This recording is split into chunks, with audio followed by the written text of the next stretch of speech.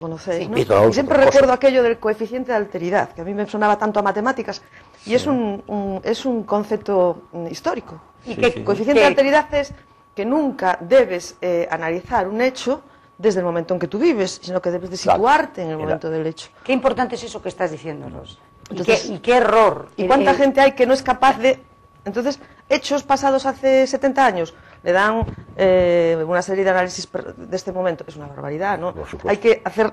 Ese es el coeficiente de alteridad. Y me quedó muy grabado aquello del coeficiente de alteridad de Víctor Alonso. Es que es muy importante porque en aquel entonces, como hablábamos al principio, en aquel entonces la esclavitud era socialmente admitida por todo el mundo. Luego, claro... Incluso habían distinciones, que en fin, desde el punto de vista moral no hay distinción. El que los compraba y el que los vendía. O sea, uno era el que iba allí a buscarlos y otro era el que los compraba para emplearlos y tal, ¿no? En fin, la distinción moral prácticamente nula. Pero curiosamente, ya terminando ese tema del hermano de Amboage, es que le metieron un puro, y consta en el archivo histórico final, no por comprar esclavos, sino como Al Capone, por no pagar los impuestos correspondientes a esa compra de esclavos. Claro, entonces le metieron un paquete por eso, curiosamente. Pero el marqués no tuvo nada que ver con eso. El marqués tuvo una compañía de navegación, el marqués, Ramón, el futuro marqués, tuvo allí, empezó con una ferretería, y luego empezó con sus negocios de navegación, de importación, de exportación, y después fundó dos compañías de gas, la de La Habana y Matanzas. Estuvo 20 años en Cuba, se fue a Madrid, y en Madrid todavía hizo mucho más dinero. O sea, él vino con una enorme fortuna, pero que y se fue mucho prácticamente con lo opuesto. O sea, se fueron por necesidad. Se fue por lo opuesto, se fueron aquellos barquitos que llevaban 30 o 40 días, en aquella época, incluso por el año 1800, se fue con 17 años, el año 1840, incluso no sé, a vela iría allí metido, pues de cualquier manera. Ya tenían un hermano allí, primero fueron dos, después fueron otros dos, y después fue la madre y la hermana que vivían a sus expensas después allí. ¿Y tú crees que si ellos se van es precisamente para... irse un poco para evitar la obligación del servicio militar, bueno, entonces, evidentemente sí. Al que solamente tenían acceso, o sea, tú podías librar siempre que pusieras 1.500 pesetas encima de la mesa, que en aquel entonces era una fortuna, ¿verdad? Bueno, sí era. Porque además el servicio militar en aquella época tenía tela, o sea, quiero decir, en aquella época era de larga duración, y la mayoría de las veces había que ir a bien, después en África, pero luego tenían que ir a las colonias. ¿Cuánto duraba un servicio militar? Pues el servicio militar en aquella época duraba a lo mejor 36 meses, o sea, duraba mucho, o 24 meses, depende, hubo momentos diferentes, pero sobre todo la dureza. Y los que volvían con enfermedades tropicales, enfermedades tipo malaria, venían con verdaderos problemas. Entonces, la gente, lógicamente, no quería ir.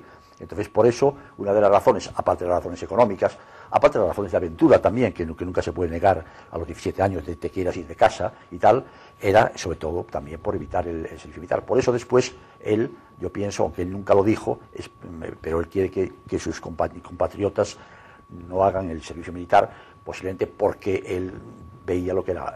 Bueno, y también tenemos a Ferrol en esa época, él es 1820, o sea que se va con 17 años, irá con en 1840, que es una muy mala época en Ferrol, porque en este momento está esquilmado de todo. O sea, con lo de las guerras napoleónicas se han llevado prácticamente lo poco mucho que teníamos de los astilleros, lo mucho se lo llevan a Cádiz, y aquí nos quedamos totalmente, pero es que a la gente ni se le paga, no se paga. Rosa sabe mucho de eso, que no puedo hablar de ello, pero el siglo XIX, tú sabes que fue terrible, entre los pronunciamientos. Terrible en todos los sentidos. Y para Ferrol todavía más.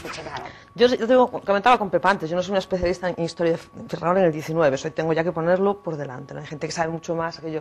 Ahora, yo sí sé que el siglo XIX a nivel nacional es terrorífico. Terrible. Terrorífico. Con un atraso económico, por supuesto, porque está una guerra tras otra, levantamientos, pronunciamientos, constitución para adelante, constitución para atrás, bueno, es como una locura, todo, es una locura. Y bueno, aquel señor que llamaron el deseado, que yo siempre me preguntaba... El indeseado, acabó siendo el indeseado. Fue maléfico. El mayor, sí, al final, el felón, terrible, ¿no? En todos los sentidos, que traicionó a su padre, a su madre, a los españoles, a todo el mundo. El deseado fue luego el gran indeseado. Pero os iba a comentar que después que tenemos también ese... Y si estudias el 19 te das cuenta después clarísimamente del 20, claro. El atraso, mentalidad que hay en este país, ¿no? En ese siglo, con respecto a otros, ¿no? Tenemos una Francia mucho más avanzada en ideas, mucho más moderna, ¿no? Mucho más que Francia, Estados Unidos en ese momento, porque siempre hablamos de Francia como la gran abanderada de las ideas. Realmente Estados Unidos, a partir de 1766, que fue el pronunciamiento de los derechos humanos, todo aquello, es muy novedosa. Y luego Francia aprende de Estados Unidos para hacer su propia constitución y su propia revolución, ¿no? Pero si tú te vienes a España, es que España está como 50, 60, 70 años atrás. Por eso los afrancesados eran tan modernos. Sí. El ser afrancesado en ese momento, que era tan despectivo, era justamente lo contrario. Tú ves gente, pues te puedo hablar, yo qué sé, pues el marqués de Ribadeo, ¿no? Era marqués, Sargadelos, Ribadeo, sí. de Sargadelos, ¿no? Que estaba en Ribadeo y las gentes de Ribadeo lo arrastran desnudo por las calles y lo matan. ¿Y por qué era afrancesado? Porque defendía las ideas de la Francia de aquel tiempo, que eran verdaderamente novedosas, verdaderamente modernas y mucho más democráticas que aquí. Aquí nos pasamos el siglo XIX a porrazos. Sí, yo creo que desde la Ilustración entre conservadores. Perdimos todos los trenes, perdimos la Revolución Francesa, perdimos el tren de la Revolución Industrial, perdimos todo. Sí, terrorífico. Siempre hay Pirineos en España, hasta hace poco. Qué pena, ¿verdad? Qué pena. Y porque luego fíjate que se había abierto un panorama con la Ilustración fantástico. Perdimos, sí, la Ilustración fue un momento, ¿verdad? Fue una apertura muy controlada, ¿no? Todo para el pueblo, pero sin el pueblo, el rey, el poder absoluto. Pero hubo gente muy interesante y que fomentó mucho una incipiente industria, una protoindustria, las ideas liberales, incluso hasta la Iglesia en aquella época era bastante liberal y tal. Pero luego después perdimos los trenes, todos, la Revolución Francesa, la Revolución Industrial, perdimos todos los trenes. El paso de los franceses por Galicia fue terrorífico, en el sentido de, bueno, al margen de todo el enfrentamiento con la población y todo eso, ¿no? Por ejemplo, pues hacía yo del patrimonio, pues entrar en las catedrales y llevarse al peso pues toda la plata y todo lo oro que había allí se lo llevaron ellos. O entrar en los conventos, estoy recordando el de San Francisco en Pontevedra, pues quitar todos los retablos, quemar, porque claro, ellos eran anti-religiosos, con lo cual todo lo que les sonaba religión, de hecho ellos habían expulsado a los religiosos de Francia con su revolución y todo esto, ¿no? En Pontevedra, por ejemplo, os decía, allí en San Francisco, en la iglesia aquella, pues de quitar todos los retablos, quemar todo fuera, llevar a los caballos para dentro de la iglesia allí y poner los pesebres dentro, hacerle un funeral a un caballo, o sea, cosas que en aquel momento a los españoles les tenían que dejar patidifusos. Que ni Almanzor se atrevió a eso. Vamos.